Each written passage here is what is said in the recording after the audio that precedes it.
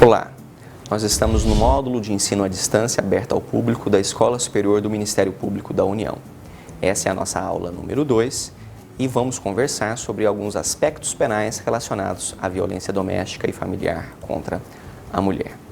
Quais são os crimes mais comuns que normalmente são praticados em contexto de violência doméstica contra a mulher? Os estudos indicam que 4 delitos são os mais usuais, os mais frequentes nesse âmbito: a lesão corporal, a contravenção penal de vias de fato, o crime de ameaça e também o crime de injúria. Vamos falar sobre esses crimes e alguns outros também. O crime de lesão corporal, em contexto de violência doméstica e familiar, ele é previsto no artigo 129, parágrafo 9º do Código Penal. Ele significa praticar um ato de agressão física contra outra pessoa, lesionando a sua integridade física. Por outro lado, a contravenção penal de vias de fato, que é muito semelhante, mas é distinta, está prevista no artigo 21 da Lei de Contravenções Penais. A diferença entre os dois crimes é que, enquanto no crime de lesão corporal há uma lesão à integridade física, na contravenção penal de vias de fato há um contato físico violento, mas não se lesa a integridade física da outra pessoa. Por exemplo, se a pessoa apenas dá um tapa no rosto e não deixa nenhuma marca, isso será uma contravenção penal de vias de fato. Por outro lado, se ela der um tapa mais forte e isso causar um eritema, uma vermelhidão que for devidamente constatada num laudo de exame de corpo de delito do IML, isso vai configurar o crime de lesão corporal. Portanto, um puxão de cabelo, um empurrão, contravenção penal de vias de fato. Por outro lado, um soco no rosto gerando um hematoma, um corte, uma queimadura, isso configura o crime de lesão corporal. Ambos os delitos, tanto o crime de lesão corporal quanto a contravenção penal de vias de fato, ambos se processam mediante ação penal pública incondicionada. O que significa isso? Que o Ministério Público pode processar o agressor independentemente de uma prévia autorização por parte da vítima. Existe também o crime de ameaça, que está previsto no artigo 147 do Código Penal. Ameaça significa afirmar que irá realizar um mal injusto contra outra pessoa. Por exemplo, se a pessoa fala, eu vou lhe dar uma surra, isso é um crime de ameaça. Se a pessoa fala, eu vou te matar, isso é um crime de ameaça. Portanto, qualquer promessa de mal injusto configura o crime de ameaça. Diferentemente do crime de lesão corporal, o crime de ameaça se procede mediante ação penal pública condicionada à representação da vítima, ou seja, é necessário que a vítima dê uma autorização para o Estado para que possamos processar criminalmente este agressor. Finalmente, entre os crimes mais usuais, temos também o crime de injúria, previsto no artigo 140 do Código Penal. O crime de injúria significa ofender a honra de outra pessoa. Portanto, os xingamentos, você é inútil, você não presta, e infelizmente outros xingamentos que são comuns e eu não preciso citar, configurarão esse crime de injúria. Este crime, ele se procede mediante ação penal privada, o que significa que tanto a vítima tem que fazer um requerimento para que a polícia possa iniciar uma investigação, como também significa que a vítima deverá providenciar contato com um advogado para ajuizar uma queixa-crime em juízo. Em outras palavras, não é o Ministério Público quem promove a responsabilização do agressor em casos de injúria. É a própria vítima, através do seu advogado, ou, se não tiver recursos, através da Defensoria Pública. Além desses 4 delitos, que são os mais usuais em situação de violência doméstica, temos, infelizmente, também outros tipos de crime. Por exemplo, o crime de homicídio, ou melhor, o crime de feminicídio, como ele é conhecido na linguagem sociológica, que é uma tentativa de matar uma mulher pelo simples fato dela ser mulher. Está previsto no artigo 121 do Código Penal de forma genérica. Crime de constrangimento legal, obrigar a mulher a ter que fazer alguma coisa. Crime de cárcere privado, o homem proíbe a mulher de sair de casa, proíbe a mulher de ir trabalhar, prende ela dentro do quarto, isso configura crime. Crime de violação de domicílio, Homem e mulher estão separados e o homem, de forma abusiva, ingressa dentro da casa da mulher para, enfim, tirar satisfações, iniciar uma discussão sem a autorização dela para ingressar na sua casa.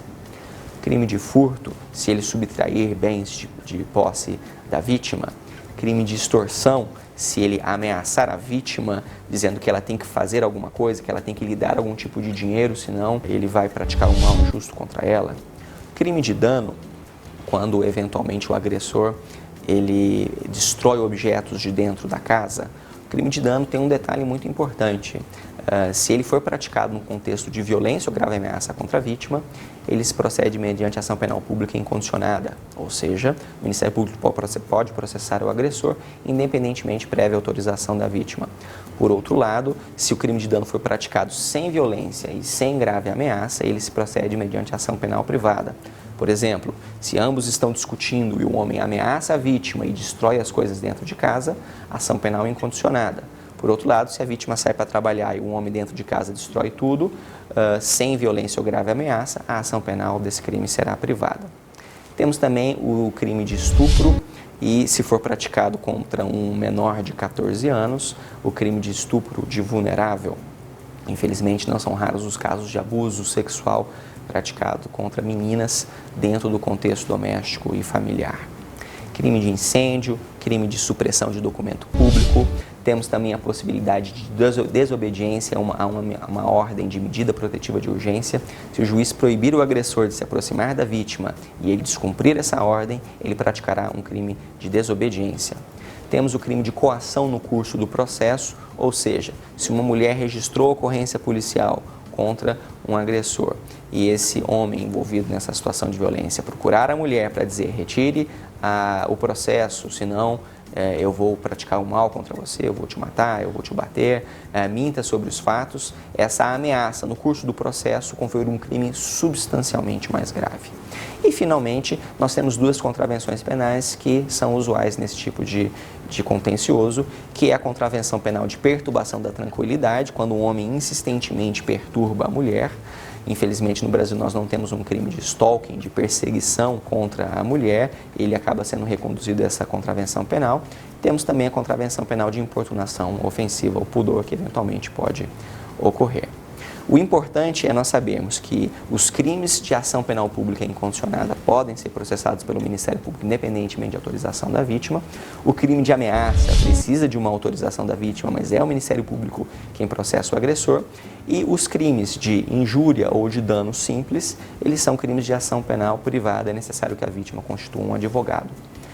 Nos crimes que são condicionados a uma prévia autorização da vítima, é necessário que, se a vítima, num primeiro momento, dá autorização e no segundo momento ela vai à delegacia de polícia e retira essa autorização, segundo a Lei Maria da Penha, no seu artigo 16, essa ausência de autorização só será válida se ela for confirmada em juízo.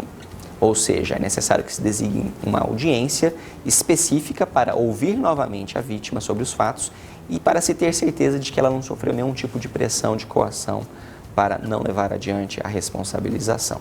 É muito importante que tanto o juiz quanto o Ministério Público, nessa audiência do artigo 16, tenham uma postura ativa no sentido de incentivar a vítima a levar adiante o processamento criminal e de assegurar que ela não sofre nenhum tipo de coação para não levar adiante essa responsabilização. Finalmente, nós temos também que destacar a importância das intervenções psicossociais tanto com as vítimas, como também com os agressores, dentro desse contexto de casos de violência doméstica e familiar contra a mulher. Por que é importante essa intervenção com as vítimas?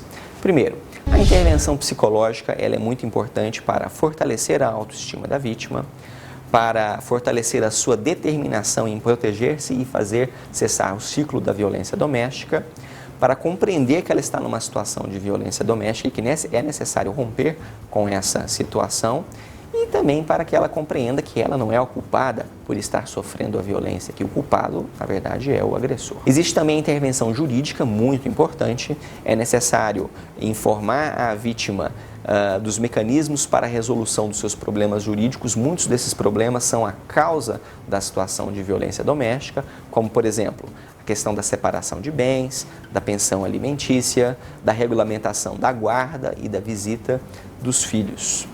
É importante também que haja uma atuação integrada com a rede de assistência social. Ela é muito importante para reestruturar a rede de apoio familiar e social à mulher vítima da violência doméstica, para proporcionar condições de emancipação financeira e de reestruturação de vida econômica da mulher, para que ela possa romper aquela relação violenta e, finalmente, para que ela possa ter acesso ao conjunto de benefícios sociais à disposição. Existem também a intervenção de saúde, a intervenção de educação, todas essas intervenções, chamaremos genericamente psicossociais, são muito importantes para romper o ciclo da violência. Por outro lado, ao lado da intervenção com as vítimas, também é muito importante a intervenção com os agressores. Isso porque é essencial que esses agressores sejam realmente responsabilizados pelos atos de violência doméstica que praticaram.